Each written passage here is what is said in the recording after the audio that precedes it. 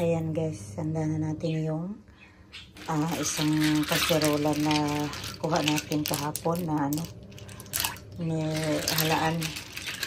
Ayan, handa natin kasi gawa natin tong bagoong.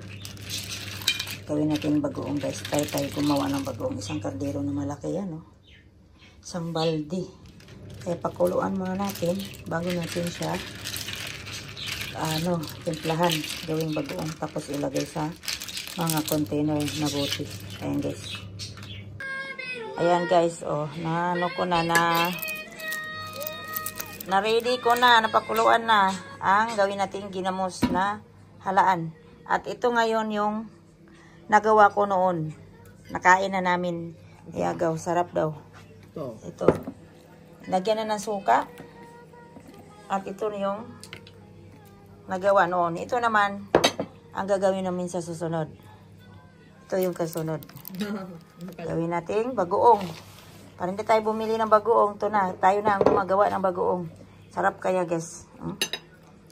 Kung sino gusto dyan, tumikim kayo sa bagoong ko. Ayan Sasarap.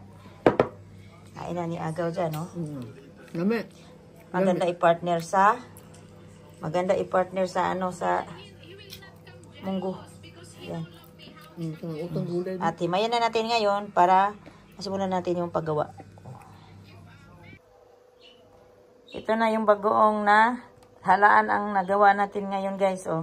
Ito na yung pangalawang gawa. Tapos nag-iwan din ako ng panghalo-halo kung sa maggulay tayo. Pero ito na yung subukan natin ng tendency na makain na to siya. Ayan. Ilagay lang natin sa gilid.